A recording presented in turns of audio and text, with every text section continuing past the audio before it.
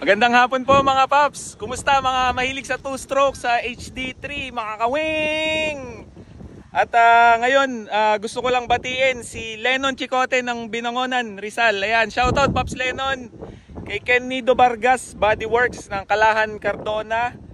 Kay Kirby Punsalan ng Cardona, Rizal din. Kay Bimbo Villena ng Bukawe, Bulacan. Kay Brillantes Christian ng Caloocan. Kay Prince Grantos Bulan ng Sorsogon. Ayan, meron tayong viewers sa Sorsogon mga paps. Shout out. Kay Mario Pasiga ng Arayat, Pampanga. Kay Chanli ng Paombong, Bulacan. Kay Limuel De La Uso ng Tanay, Rizal. Kay Ryan Jude Linga ng Marinduque. Ayan, meron din tayo sa Marinduque. Kay Domingo Valdez ng Tarlac. Kay Jeffrey Evangelista ng Montalban, Rizal. Ayan, shoutout sa iyo Paps. Kay Capistrano Raymark ng Santa Maria, Bulacan. Ayan, shoutout din Paps. Kay Romel Bernardo ng San Ildefonso, Bulacan. Kay Jonathan Marquez ng Siniluan, Laguna.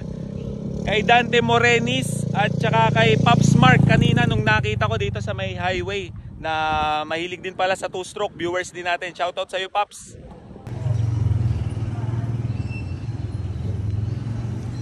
Magandang hapon po mga paps. Ngayon nandito ako sa bayan dito sa amin at habang umiikot ako kasi dala ko tong si Brutus ay eto may naispatan na naman tayo na HD3 at ngayon lang ako nakakita ng ganito sa personal, itong modern concept kasi mostly nakikita natin mga stock concept, yung mga original na sticker, tapos mga hindi pa siya yung kumbaga na modified ng gusto. At eto may nakita ako na minodified na HD3. Eto mga paps oh. Quality oh. Lapitan natin, napakaganda. Ayan. Ayan, kung mapapansin nyo, naka disc brake na din siya mga paps oh. Tapos dito sa harap naka ano na din yung handlebar, eto naka-modified na din. At manipis yung gulong, parang mga 60 o 50 by 90 ang ganyang mga size ng gulong kasi ganyan dati yung gulong ko. At dito sa tangke niya, tingnan nyo naman oh, nirepaint, ang ganda, magkinis. At ito, may emblem din siyang nilagay. Tapos dito sa crankcase niya, ito KC125. So mga modelo na to mga paps, mga 1999 na to pataas lumabas yan, yung mga ganyang KC125. At hindi natin kasi ma-distinguish dito sa sticker kung anong model to, kung ito ba ay Senki, Palakol, yung mga ganun. Ay, shout out paps. Ayan, may mga ano tayo doon mga mahilig din sa 2-stroke. At ito, ngayon lang ako nakakita din ng ganito. Saan kaya ito inano? Kinuha. Itong nasa head. Iniba na. At uy, parang ngayon lang ako nakakita nito. Parang ito yung may starter Ito nga. Kasi merong kinonvert ni Paps oh. Meron na kadena tapos papunta dito sa ano. Kanino kaya ito? Wala si Paps dito eh. Di natin makita si Paps eh, pero tingnan nyo naman, napaka-solid ng pagkaka-build ni Paps. At ito naka swing arm na din na JR kit. Spiker yung tatak nung ano niya, ito nung shock. At hindi ko lang malaman kung ano size nitong ano niya, manipis yung ano eh, yung sprocket niya. Maliit. Ang ganda ng pagkaka-build ni Paps. Quality. At dito sa likod, ayan, napaka-solid. Ito naman, naka-tune pipe. Ayan. Ganda ng tunog siguro na ito, parang pang ninja. Ganito ang tunog ng pang ninja eh. Tune pipe. At dito sa gilid, silipin natin. Ayan, naka-open carb. Ayan na maganda. Mga Paps. Pagka ano. Ay, shoutout! Ikaw ba may-ari nito, Paps? Sa tito ko po yan. Sa tito mo? Akala ko ikaw may-ari, pero napaka-solid. Nakakita ko.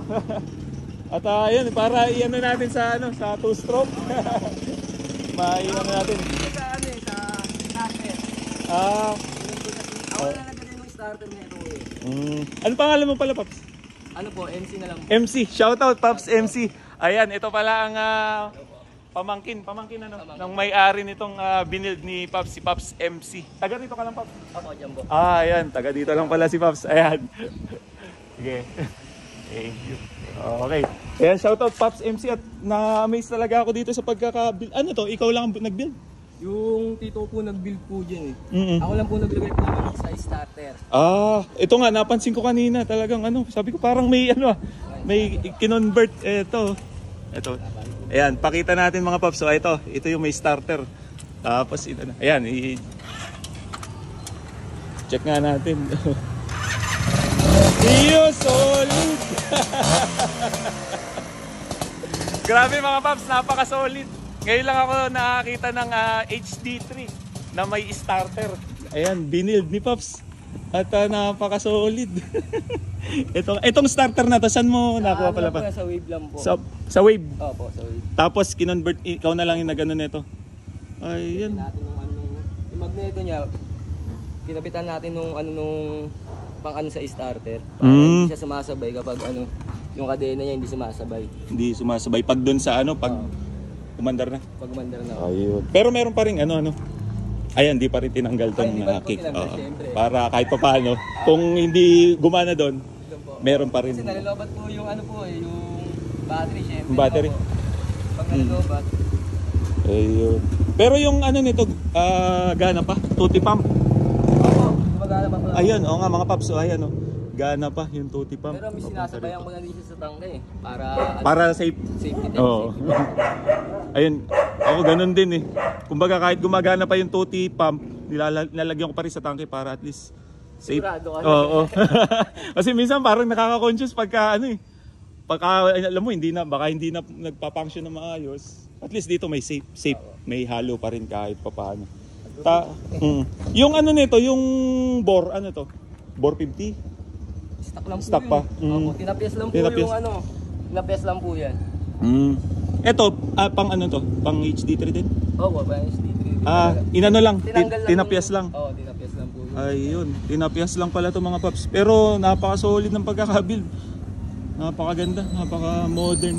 Anong year to? Hindi ko rin Hindi po kasi kaka-register lang po nakaraan po yan eh. Nakaraang buwan, kaka-register lang din. Pero doon na-check ko kasi doon sa dito sa, ang tawag dito? Dito ko kasi binibase eh. Dito sa, parang mga modelo na to, mga 2,000 pataas na yan. Kasi KC125 eh. Ayan. Tapos ito nga, pinex ko nga rin to kanina, naka-swing arm na din, na-extend. Ano to, plus 2? Plus 2. Pero parang pang modern kasi ganun. Tapos ayun. Ito yung nagustuhan ko din, yung pagkakaano ng pipe mo, ganda. Ganda ng manunog. Oo. Lang po kasi yan. Ito. Kinuha ko lang po. Ayun. Sinasalin nyo to sa show? Ewan mo po sa TV. Pero kung tutuusin yan, pwede na tong pang show eh. Anong model? 2001? Ayan, 2001. Ayun, mga Kaka-register lang Oo. po na. Ayan, 2001 pala to. So kung 2001 to, ito ay Palakol. Palakol ang model niyan, 2001 hanggang 2002. Kaya ito, ganda. Ganda ng pagkakabuild. Ito, mga mahal pang gantong motor. Ano lang, unti-unti. Nung nakuha ko yan, hindi ganyan. Inunti-unti ko lang i-restore. Pero, alam mo naman tayo, pag nagre-restore, parang laging may kulang pa. Ganun talaga mga Paps, pag nagbibuild. Parang, pagka nakikita mo yung motor mo, parang laging may kulang pa. Ito, napaka-solid. Ganda. At, ayun mga Paps. Tawag dito. Ang pinakang gusto ng mga viewers natin, marinig ulit yung yung sound check nito para pa-start ulit natin, Paps. Ayun mga Paps, i-ano ko rin. Naka na kasi siya yan, naka-tune pipe at paparinig sa atin ni Paps. Yun! Napaka-solid! Quality! Ang bango ng ng tuti. Anong tuti gamit mo? Ayan lang. Kahit ano lang din. Ayan, oh, shoutout. Ang ganda, malutong ng tunog. Yun. Ganda ng mananog. Quality. Solid, Pop, solid. Kaya, yun. So, salamat po sa lahat ng mga viewers natin. Ito ang isa sa mga nag-build, si Pops. Shoutout po sa tito ko po, kay Tito Pitts. Tito Pitts, ayan. Shoutout pala kay Tito Pitts. Ano siya, puwasok? Wala. Wala po. May trabaho pala si Tito Pitts, ang may-ari nito. Kaya yun, maraming salamat, Pops, sa lahat ng sumusubaybay sa atin, lalo kay Pops MC na lang po. MC ng Binangonan. Tagalito ka lang din, ano? Isa sa nag-build nito. Kaya maraming salamat po sa sumusubaybay sa HD3 tsaka sa Brutus, lalong-lalo na sa mahilig sa two-stroke. Ayan. So ride safe po sa atin lahat and ingat and God bless. Thank you.